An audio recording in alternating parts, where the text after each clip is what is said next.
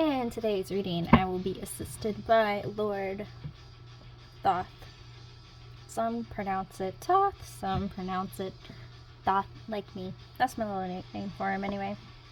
Here's the stone. This reading is going to be, should you say anything?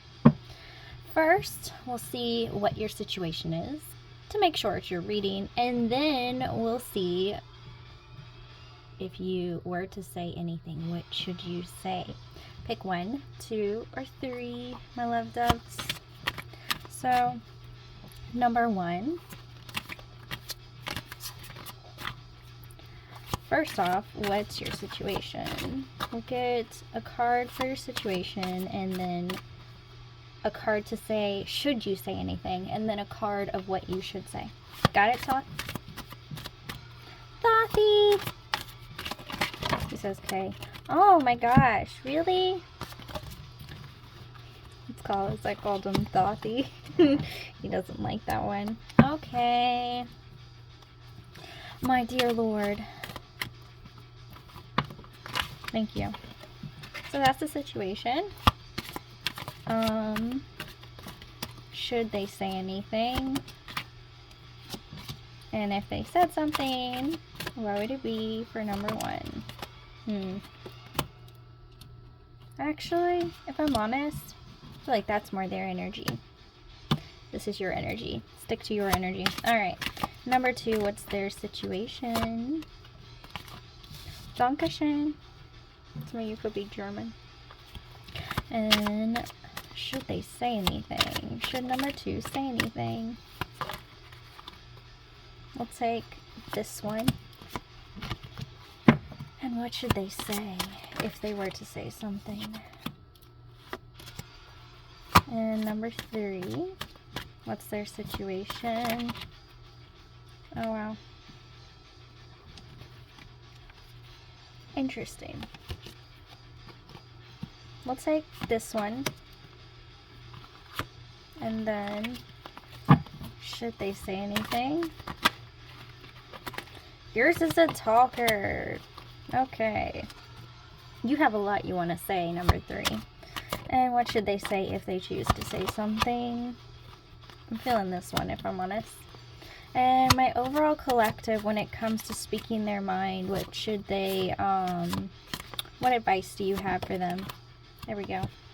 Alright, we'll keep that for bottom of the deck. We'll save that for later. So, my beloveds, are you number 1? Are you number 2? Or are you number 3?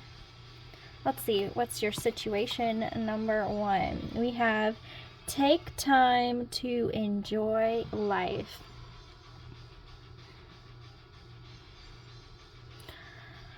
I'm kind of getting the vibe of you being consuming yourself in your situation, and your angels kind of want you to give it a break.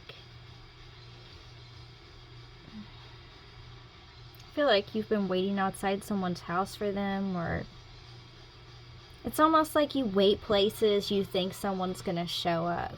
So if that resonates, this is definitely for you. And then, should they say something? True friendship.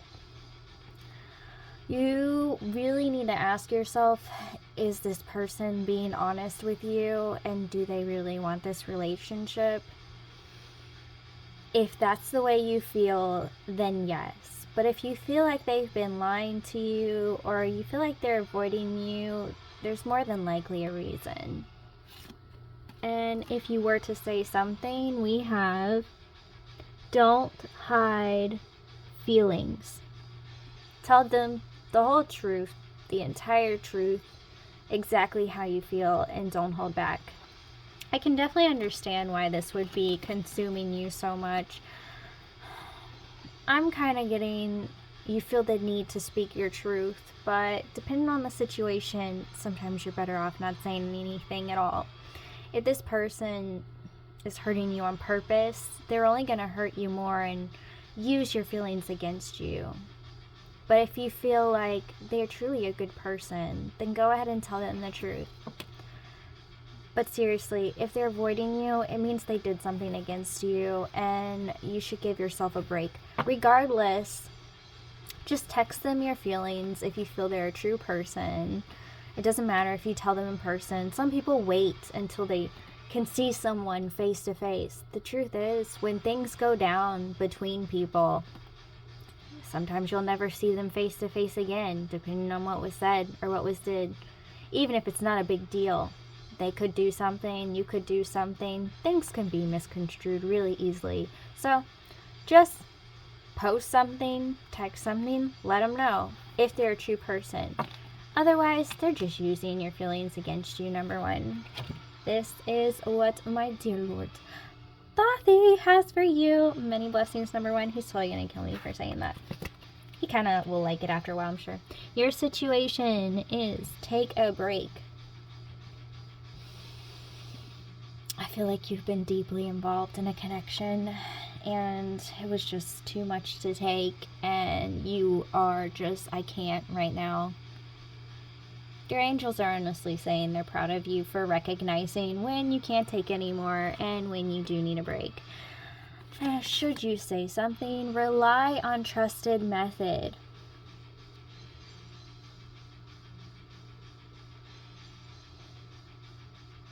I'm more so getting just stick to what feels best for you. The fact that you're taking a break from this, there's a reason.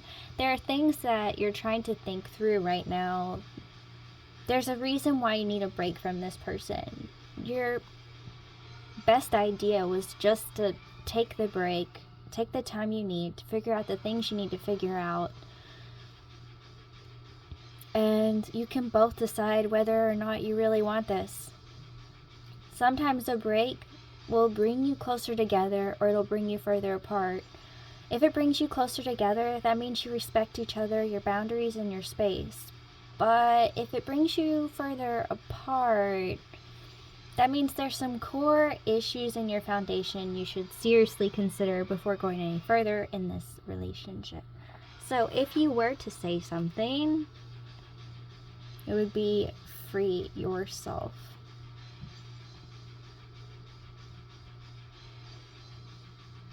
I kind of feel like silently you're worried about being in a situation you won't like or giving too much of yourself to someone because maybe you're used to people trying to tie you down in a way that's not okay. Why don't you think about ways you can be in a relationship where you still feel like you have freedom and you're not completely bound? Maybe you're someone who is like me, puts all their heart and soul into a relationship, gets a little too invested, and then sometimes you get disappointed by the other person because they're not exactly like you. They don't invest in the same ways. And it has nothing to do with the other person. It's just you kind of wish they understood you more. And there's a reason why they're not attached to your body or they're not you, because they're just not you. They don't think like you. So ask yourself, why do you struggle with feeling trapped in the first place?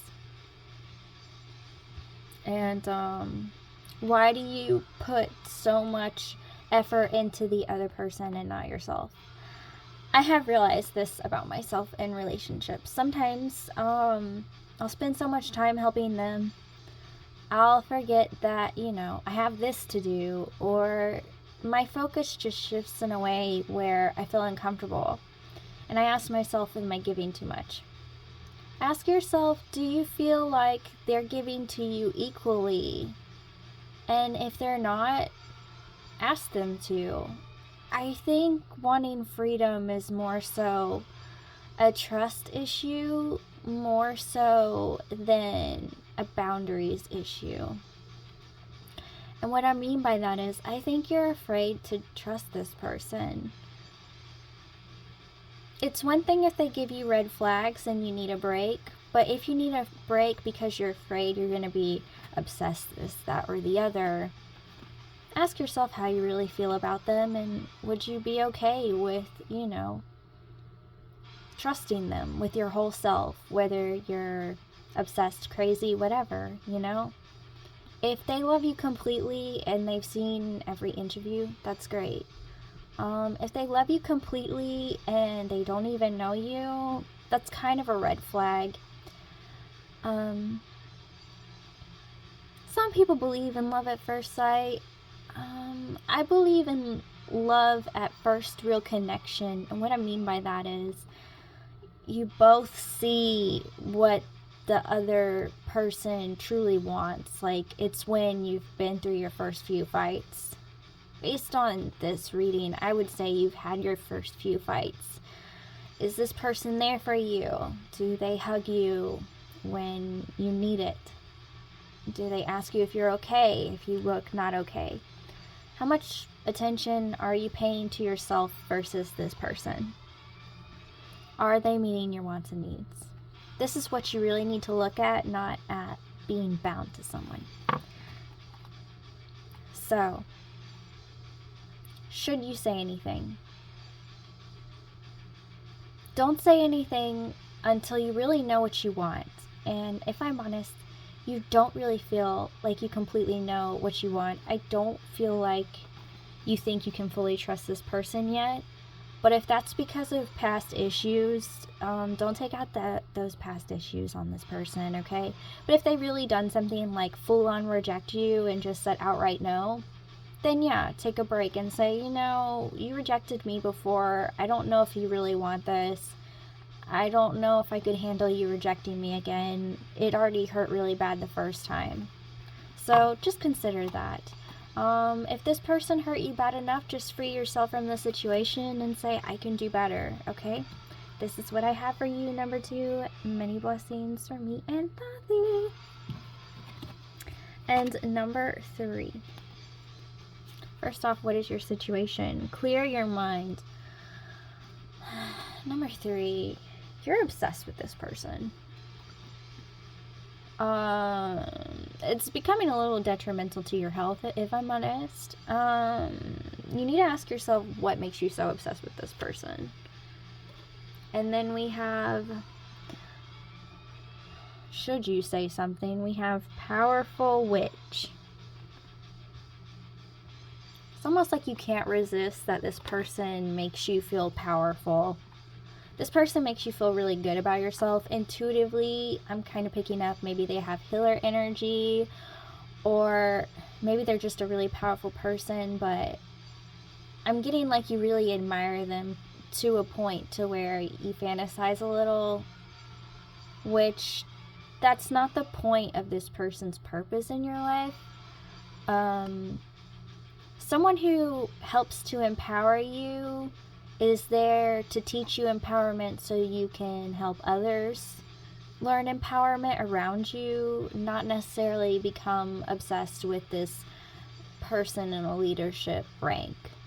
It's one thing to admire them, but to incessantly think of them because you think they're more awesome than you are literally taking away everything this person taught you. What I mean by that is this person made you feel powerful and good about yourself.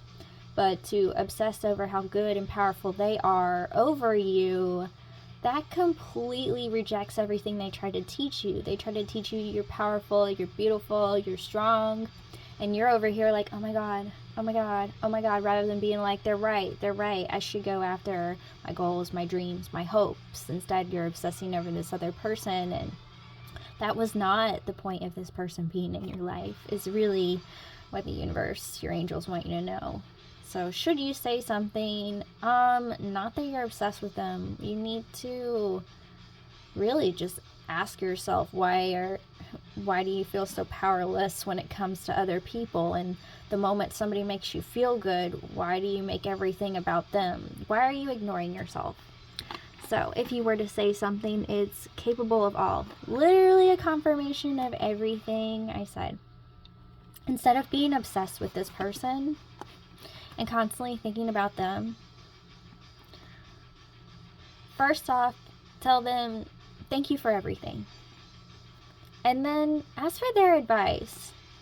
Just say, you know, I know you tried to empower me, but I still don't feel strong enough on my own. Are there any tips that you could give me to really help me become more comfortable with myself and empower myself further. Because just for hearing it from you is great and all, but I'm not really sure how to practice it in my daily life. If it were me and I were giving the advice, I would say, first off, how long are you capable of looking at yourself in the mirror? And if you say not very long, I would say then you're avoiding your looks. And I would say, why do you not accept the way you look? Is that because of other people, or is it something you taught yourself?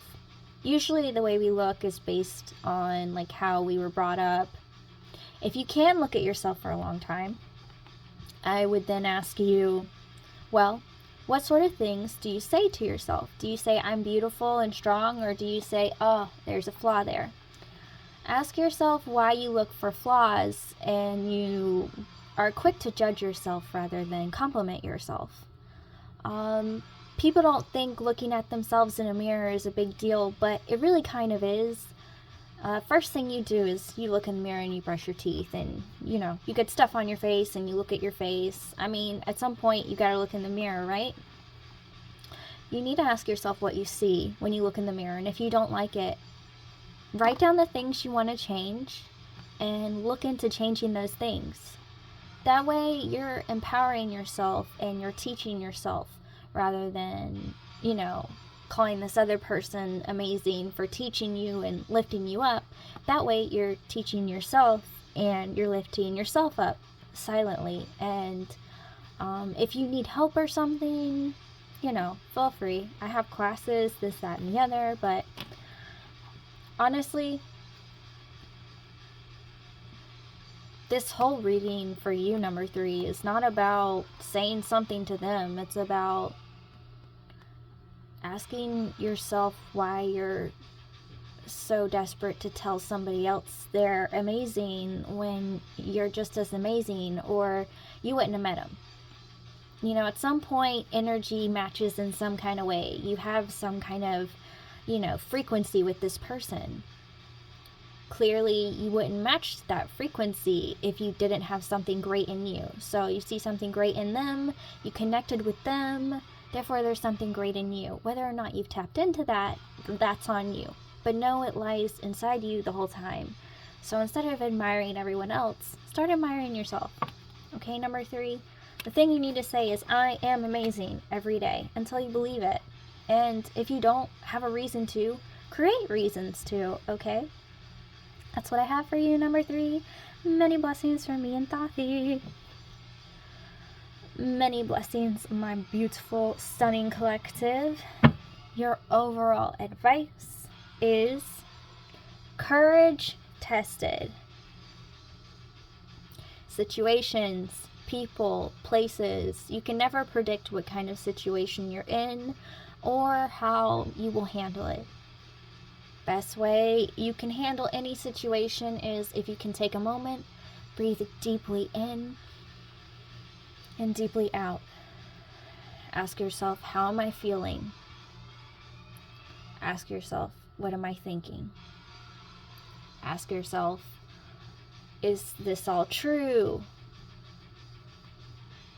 Is it false? Am I overreacting? Am I underreacting? Am I reacting at all? In situations, if you have time, ask yourself questions. And if you don't, your instincts will always be there to guide you. And if you don't like how you react instinctively, start working on your instincts. Start honing them in. Start reprogramming your body. And what I mean by that is practice certain things daily, like, let's say you get in a car wreck and you have a tendency to have your mind go blank and you don't know how to handle it. Write down on a piece of paper what you do when you get in a car wreck and keep it in your car. And when you get in a car wreck, look at that piece of paper and follow your own instructions. That way, you're not going in blindly, you don't have to be afraid, and you won't be so hard on yourself when you get upset or don't understand.